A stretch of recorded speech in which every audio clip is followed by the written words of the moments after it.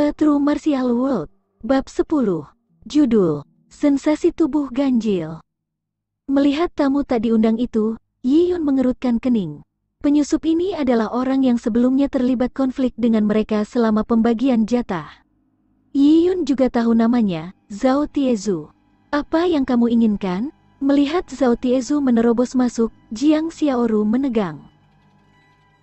Tangannya melonjak di bawah selimut dan diam-diam meraih panah yang tersembunyi di bawahnya. Hei, gadis kecil, apa yang membuatmu gugup? Hari ini, aku di sini untuk urusan bisnis. Tuan Muda Lian telah mengisolasi dirinya untuk pelatihan. Dia akan kultivasi selama 3 bulan, bersiap untuk mencapai level Purple Blood dalam persiapan untuk pemilihan prajurit kerajaan surgawi Tai'ah. Pemimpin telah memerintahkan agar seluruh suku harus pergi ke gunung untuk memetik tumbuhan, yang akan digunakan oleh Tuan Muda Lian untuk berendam. Setiap orang harus menyerahkan hingga 8 ons jamu setiap hari. Pilih tumbuhan, merendam. Yi Yun ingat bahwa masa lalunya telah jatuh dari tebing, menuju kematiannya saat memetik tumbuhan. Jadi sepertinya ramuan yang dipetik itu untuk para prajurit rendam.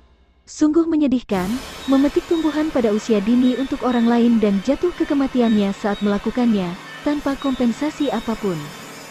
Bahkan jatah mereka ditahan. 8 ons herbal per orang sehari? Bagaimana itu mungkin? Jiang Xiaoru berpikir dengan marah. Selain itu, jika mereka memetik tumbuhan, di mana mereka punya waktu untuk membuat anak panah? Tanpa senjata, bagaimana mereka akan menukar jatah dengan suku-suku besar? Bukankah kita akan mati kelaparan? Hahaha, kamu masih berpikir untuk menukar jatah? Ketika Tuan Muda Lian mencapai level Purple Blood dan dipilih oleh kerajaan surgawi Tai'ah, kamu bahkan tidak perlu menukar jatah lagi. Kita semua akan pindah ke kota, dan aku jamin kamu akan punya cukup makanan dan minuman. Pria itu dengan sinis berkata sambil menatap Jiang Xiaoru dengan iri. Cewek kecil ini cantik. Di waktu yang akan datang, dengan nutrisi yang lebih baik, dia pasti akan menjadi lebih cantik. Adikku melukai dirinya sendiri sebelumnya saat memetik tumbuhan. Kakinya belum gesit, namun kamu bersikeras dia harus memetik tumbuhan. Apakah kamu benar-benar menginginkan hidupnya? Jiang Xiaoru berkata dengan suara gemetar.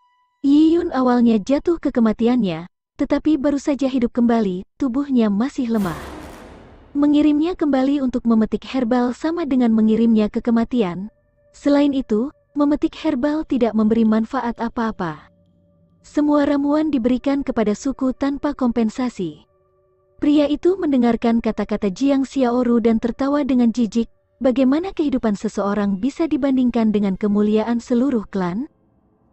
Selama Tuan Muda Lian mencapai level Purple Blood dan dipilih oleh kerajaan surgawi Tai'ah, dia akan memberi manfaat bagi generasi yang akan datang dan melindungi klan kita selama ratusan tahun. Buku sejarah klan akan mencatat semua perbuatan baikmu. Sebuah berkah untuk generasi yang akan datang, namun kamu menawar? Kamu pasti tidak menghargainya. Selain itu, pemimpin telah memerintahkannya untuk memperkuat tubuh kamu dan membuat kamu lebih energi. Semua sisa ramuan akan diberikan kembali kepada kamu setelah diseduh. Kamu kemudian dapat menggunakannya untuk meresap. Dulu, sisa-sisa ini hanya disimpan untuk kamp persiapan prajurit. Saat pria itu mengatakan ini, Jiang Xiaoru hanya menggenggam panah di tangannya lebih erat sampai jari-jarinya memutih. Bagaimana jika kita tidak dapat memenuhi kuota? Tidak memenuhi kuota? Wajah pria itu menjadi dingin.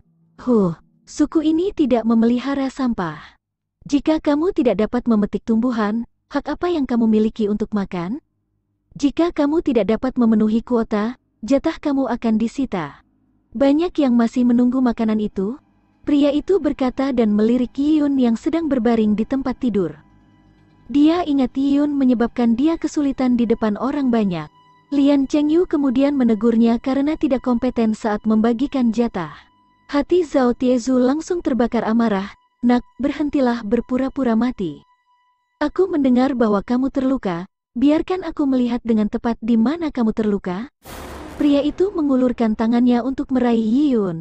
Dia sengaja mencoba membuat Yi Yun menderita, jadi daya dorongnya sangat kuat.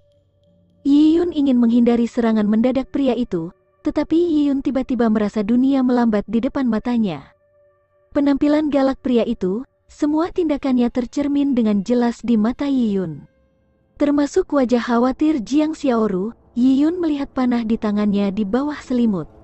Rasanya seperti waktu telah membeku. Suara dan udara itu sendiri sepertinya telah menjadi bagian dari tubuhnya sendiri, semuanya jelas dirasakan oleh Yiyun. Dengan semuanya melambat, perasaan sejuk dan jernih terasa datang dari kristal ungu. Kristal ungu, perasaan sejuk dari kristal ungu mengguncang tubuh Yiyun. Yiyun merasa bahwa dalam sekejap itu, dia bisa menghindari cengkeraman pria itu, merebut panah Jiang Xiaoru, mengangkat tubuhnya dan menusukkan panah itu ke tenggorokan pria itu, membunuhnya. Perasaan itu sangat kuat dan gambaran tubuhnya yang melakukan gerakan dengan sempurna muncul di benaknya, memberinya dorongan untuk mencobanya. Tetapi pada akhirnya Yiyun memutuskan untuk tidak melakukannya, itu belum waktunya baginya untuk mengubah klan suku Lian melawannya. Hanya mengaduk kerumunan menyebabkan niat membunuh Lian Chengyu. Jika dia membunuh atau memukuli seorang kultivator suku, konsekuensinya akan lebih parah.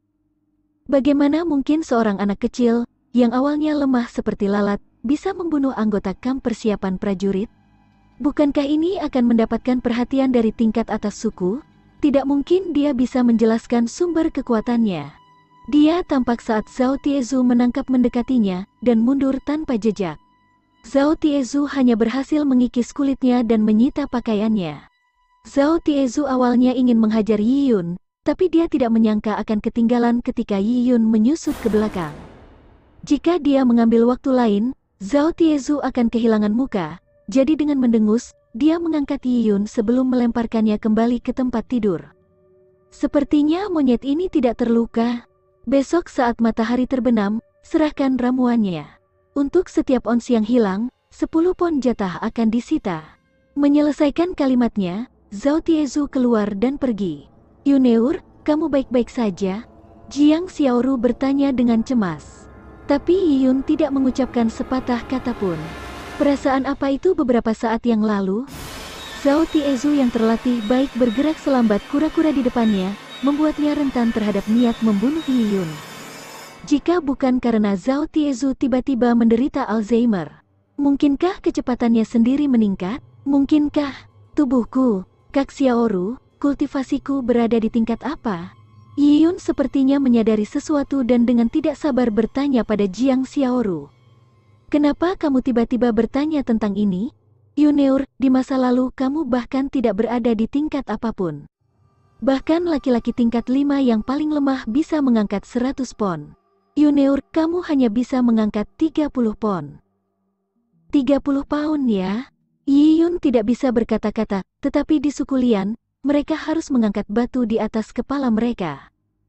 30 pon mirip dengan sekantong beras. Anak yang lemah akan kesulitan mengangkatnya. Di mana timbunan batuan suku disimpan?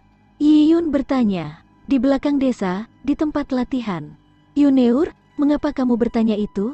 Tidak ada, Yiyun tersenyum. Kak, tidur lebih awal malam ini. Kita masih harus memetik herba besok. Di tengah malam, langit yang gelap dipenuhi dengan banyak konstelasi yang cerah. Era ini tidak memiliki cahaya jalan dan orang miskin tidak mau menggunakan cahaya minyak mereka. Jadi seluruh desa suku Lian gelap gulita. Tempat latihan di belakang desa adalah lapangan yang luas. Anggota kamp persiapan prajurit biasanya berlatih di sini. Bayangan gelap menyelinap ke tempat latihan, melihat sekelilingnya malam ini. Ketemu, Yiyun sangat senang. Seperti yang dijelaskan Jiang Xiaoru, ada deretan beban batu yang diatur di tempat latihan. Mulai 20 pon, hingga 300 pon. Bahkan ada 500 pon batu dan 1000 pon batu. Yiyun ada di sini hari ini untuk menguji kekuatannya. Dia ingin tahu perubahan apa yang dialami tubuhnya.